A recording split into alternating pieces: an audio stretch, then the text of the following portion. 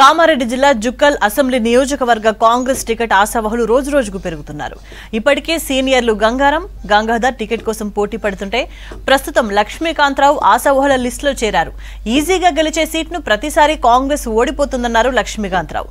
కర్ణాటక తరహాలో సర్వేల ఆధారంగా టికెట్లు ఇవ్వాలన్నారు. తమలాంటి కొత్త వారికిస్తే ఉత్సాహంగా పనిచేస్తామన్నారు. జుక్కల్ నియోజకవర్గము కాంగ్రెస్ పార్టీకి కంచుకోట.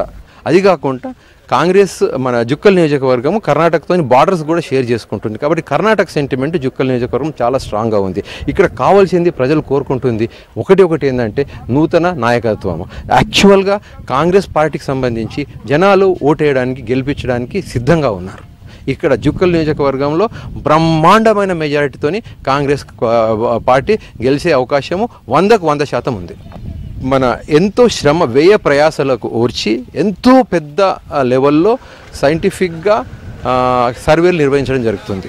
కాంగ్రెస్ పార్టీ సర్వేలో ఎవరి పేరు వస్తుందో వాళ్ళకే టికెట్ వస్తుంది అని చెప్పేసి ప్రతి ఒక్క నాయకుడు ప్రస్ఫుటంగా చెప్పడం జరిగింది. అయితే కాంగ్రెస్ పార్టీకి సంబంధించి మేము అందరం కూడా ముగ్గురం కావచ్చు, నలుగురం కావచ్చు, కాంగ్రెస్ ప్రతి కార్యకర్తకు కూడా సీటు ఆశించే హక్కు ఉంది. ప్రతి ఒక్కరు ఆశించవచ్చు. అందరిలాగా నేను కూడా ఆశిస్తున్నా టికెట్. నేను 3 అంశాలు చాలా స్పష్టంగా నా సొంత అనుభవము విద్యకు సంబంధించి ఒక ఇంటర్నేషనల్ స్థాయి విద్యా సంస్థను నేను ఇక్కడ నెలకొల్పుతా. 2 వైద్యం. ప్రతి ఒక్క నియోజకవర్గంలో ప్రతి ఒక్క పిహెచ్సిని ఆధునీకరించి మన నియోజకవర్గపు పిహెచ్సిలోనే అయ్యేటట్టుగా నేను శాయశక్తులకు కృషి చేస్తా.